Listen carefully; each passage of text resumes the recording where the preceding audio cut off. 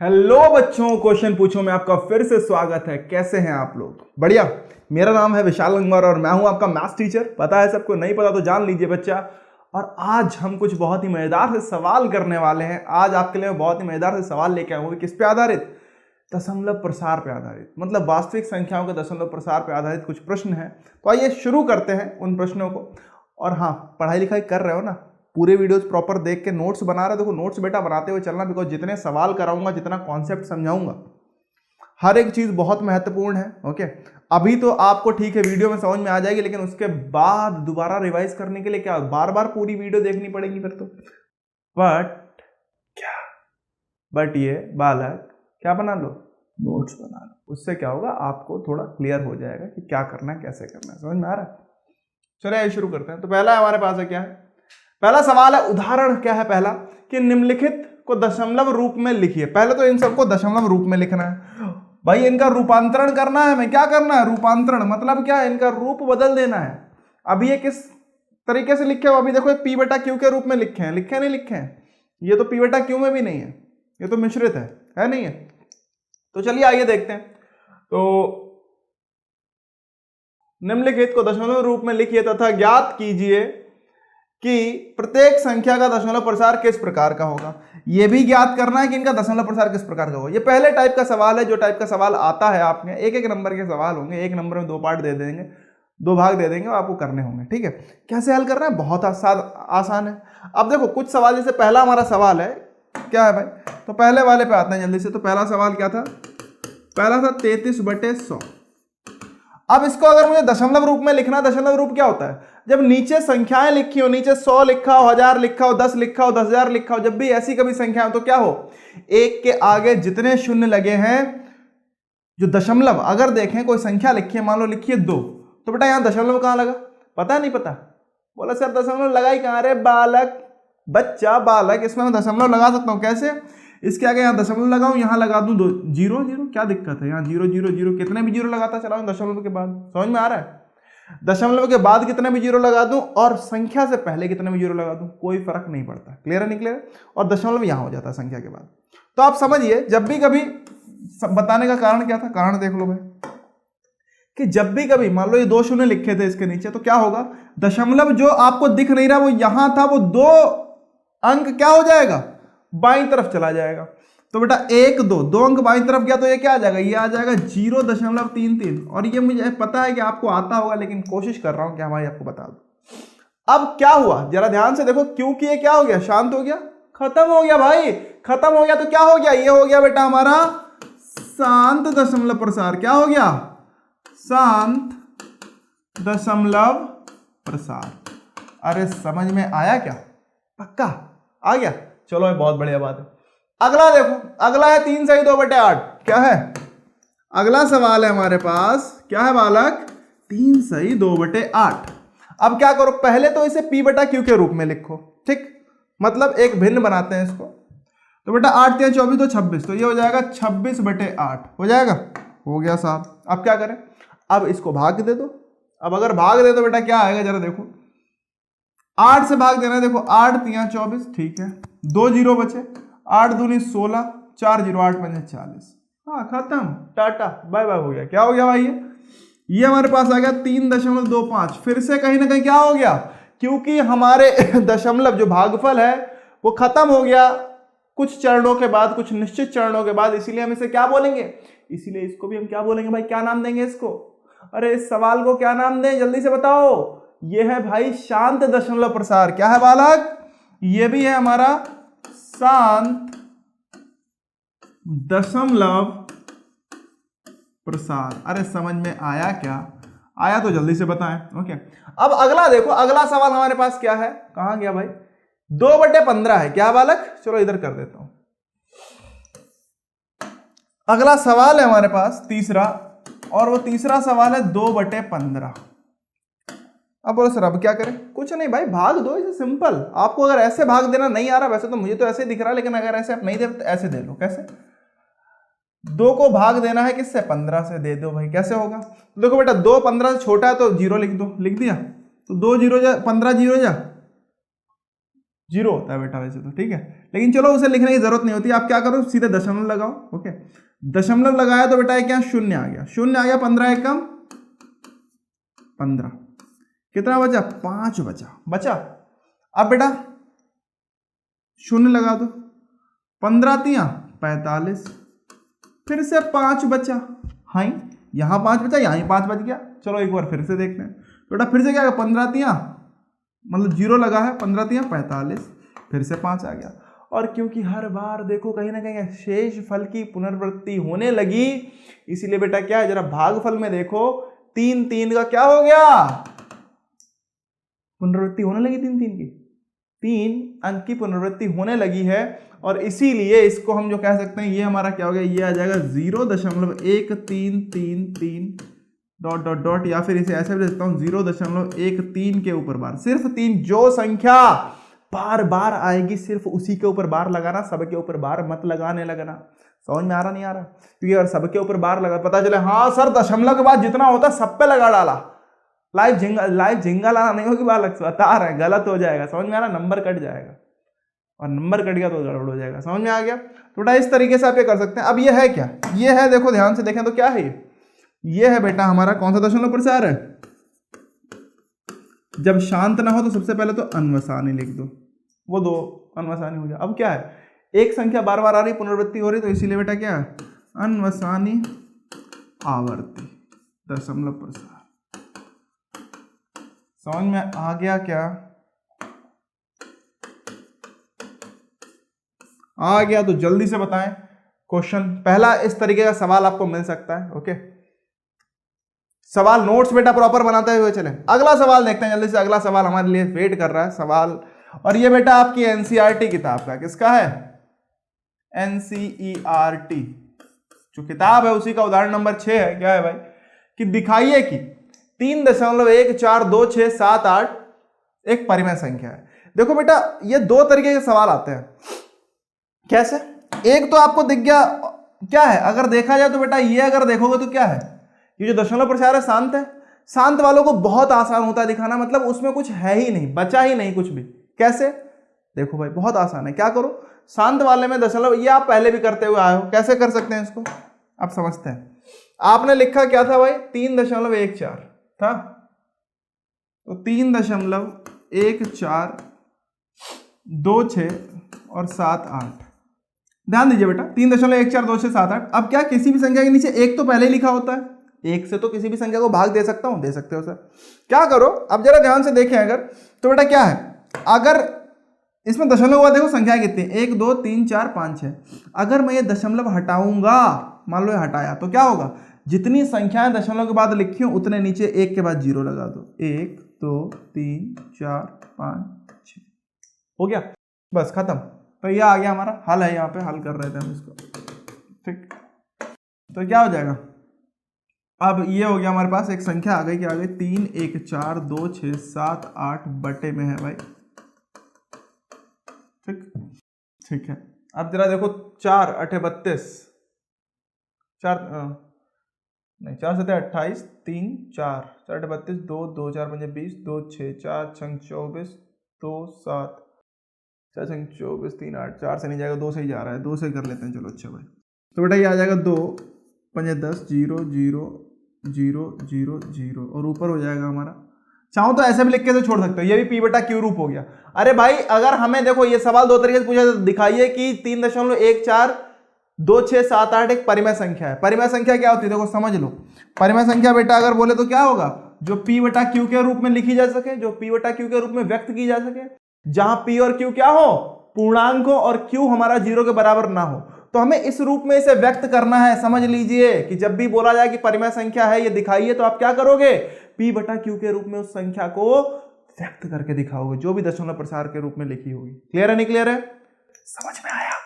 आया तो जल्दी से कमेंट सेक्शन में लिख के होगा तो समझ में आ गया एकदम। ओके, अब इसे काट दो जितना कट सकता है, अगर नहीं आप इतना भी छोड़ना चाहते हो ये भी सही आंसर है, कोई टेंशन नहीं, ठीक है। तो बेटा क्या आएगा, 2 एकम 2, लेकिन कोशिश करो कि हाँ, अगर आप, हो सकता है आपके स्कूल में टीचर बोले कि हाँ भाई काट के बताओ, तो काट के बता देना। थोड़ा 2 एकम 2, 1 1 2 5 10, 1 4 2 7 14, 2 एकम 2 2 3 6, 2 चक्कू 2 3 6, एंड 2 नियम 18, ठीक है।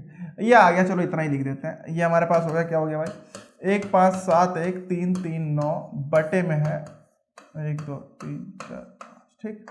ये आपका उत्तर हो गया। क्लियर है नहीं क्लियर है?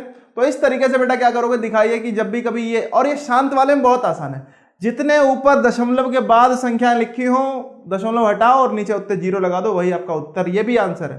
मैं आपको बताऊं, अगर कोई आंसर बोले तो आंसर ये भी आ जाएगा हमारा, ये वाला।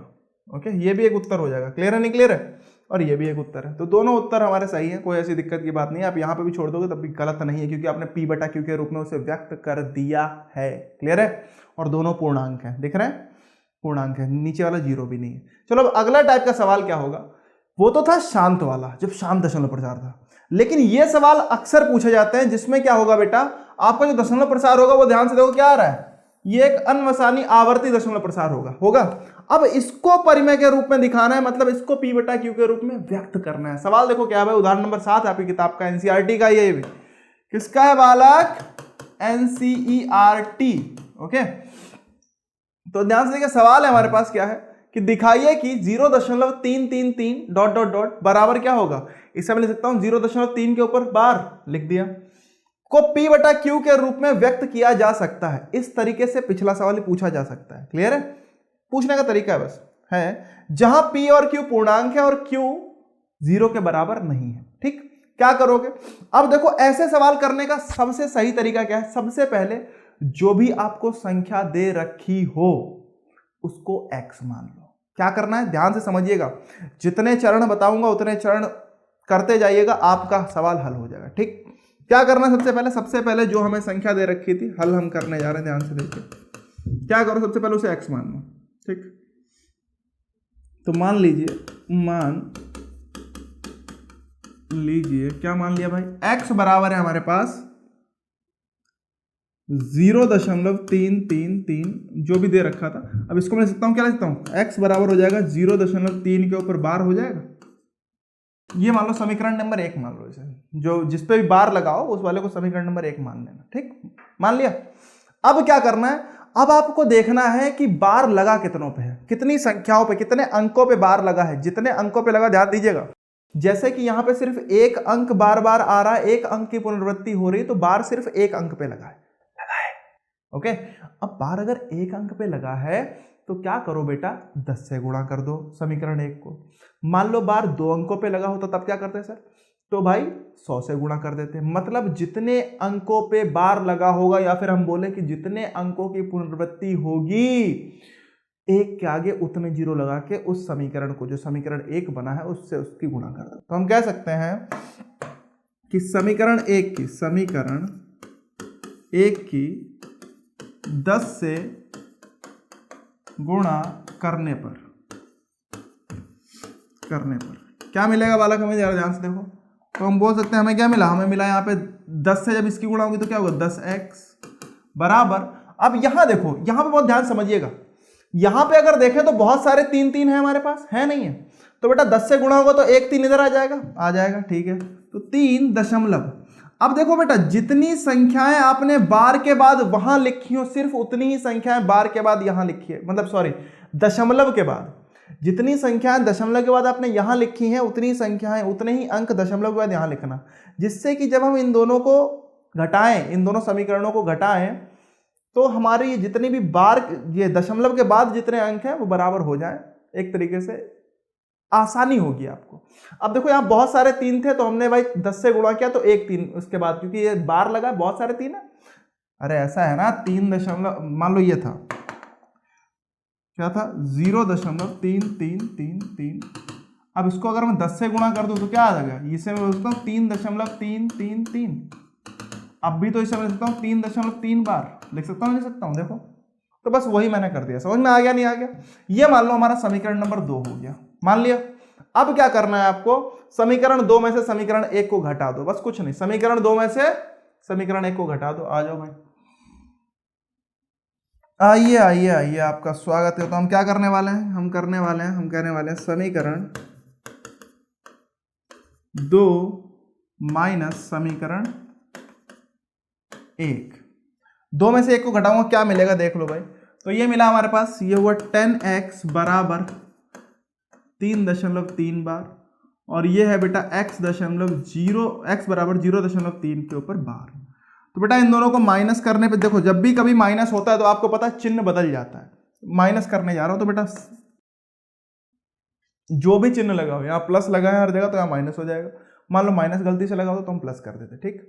अब बेटा 10x में से 1x गया तो कितना बचा, ये बचा हमारे पास 9x। कितना बचा, 9x।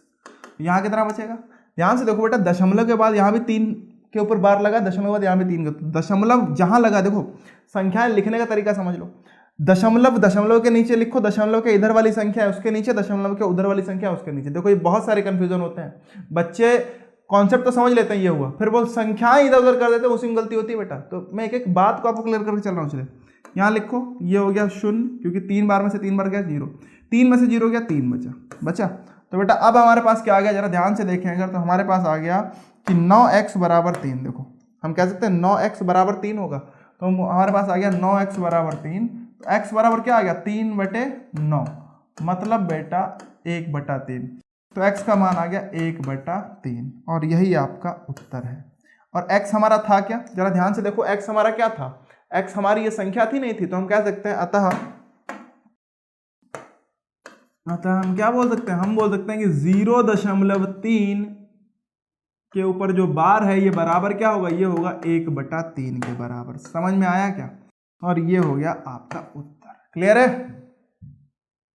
अरे क्लियर है या नहीं है, ये उधर का उधर था, ये लिखा मैंने बेटा पहले, फिर उसके बाद ये लिखा सिर्फ। इतने से में आपका सवाल हल हो जाएगा, कोई टेंशन कोई परेशानी। जल्दी से बताओ बालक, अरे जल्दी से बोलो ना यार, नहीं है ना। चलिए बहुत अच्छी बात है। तो चलिए अगले सवाल पे आते हैं जल्दी से, क्योंकि अगला सवाल हमारा इंतजार कर रहा है और बहुत ही मजेदार सा सवाल है। क्या है भाई, ये हो गया अगला। देखो भाई अगला हमारे पास क्या है, उदाहरण 8 है हमारे पास। क्या है कि दिखाइए कि 1.272727 बराबर 1.27 के ऊपर बार को p/q, फिर से हमें p/q मतलब क्या, एक परिमेय संख्या के रूप में व्यक्त करना है। हो सकता है सवाल सीधे दे दे कि 1.272727 ... को परिमेय संख्या के रूप में व्यक्त कीजिए, तब भी सवाल सेम है, हल एक ही तरीके से होगा। सवाल पूछने का तरीका अलग है, सिर्फ समझिएगा। समझ में आ रहा है क्या, भेजे में जा रहा है, नहीं जा रहा है भाई, नहीं जा रहा क्या, बोलो सर। जा रहा है, जा रहा है, बहुत अच्छी बात है बच्चा। अपने आप कुछ शाबाशी देते रहोगे, आप समझते जा रहे हो, करते जा रहे हो, आप फोड़ने वाले हो एग्जाम में, पेपर में फोड़ने वाले बहुत बढ़िया तरीके से, ठीक है। आइए समझते हैं। तो बेटा अब इसको मुझे करना है, तो क्या करेंगे, सबसे पहले जो भी संख्या उसको x मान लो। तो आइए भाई मान लेते हैं, हल है हमारे पास। क्या है भाई कि मान लीजिए क्या मान लें भाई, x बराबर है 1.272727 ... तो इसको मैं लिख सकता हूं x बराबर हो गया 1.27 के ऊपर बार। पहला समीकरण हो गया। अब देखो ये गलती बहुत बच्चे करते हैं, जैसे पिछले साल मैंने 10 से गुणा किया तो बच्चे क्या करेंगे, 10 से गुणा कर देंगे। नहीं बालक, मैंने एक चीज बोली थी, मैंने क्या बोला, जितनी संख्याओं के ऊपर बार लगा हो उतने से गुणा करना है। यहां पे संख्याएं कितनी है बालक, समझो 2 जिनके ऊपर बार लगा है, या फिर जितनी संख्याओं की पुनरावृत्ति हो रही हो उतने से गुणा करना है। समझ में आ रहा नहीं आ रहा, एक क्या उतने 0 लगा। तो आ जाओ भाई लगा देते हैं। तो बेटा ध्यान से देखो, हम कह सकते हैं, हमने क्या किया, समीकरण 1 की 100 से गुणा करने पर, किससे गुणा, क्योंकि 2 संख्याओं के ऊपर बार लगा तो 100 से गुणा किया, ठीक है। 100 से गुणा करने पर क्या मिलेगा भाई, तो हम कह सकते हैं हमें मिला क्या, हमें मिला 100 से x³ 100x बराबर 100 से जब गुणा हो तो ध्यान से देखो बेटा क्या होगा, ये 127 ये क्या होगा, ये दशमलव के इधर आ जाएगा और फिर अगले 27 पे बार लग जाएगा। ध्यान दीजिए दशमलव के बाद उतनी ही संख्याएं लिखनी है जितनी ऊपर लिखी है। तो बेटा ये हो गया 127.27 और 27 के ऊपर बार लगा, क्योंकि बहुत सारे 27 होंगे इसके पीछे होंगे। ये मान लो हमारा दूसरा समीकरण, ठीक। अब क्या करना, सीधा काम, दूसरे समीकरण में से पहले समीकरण को घटा दो, बस आंसर आ जाएगा।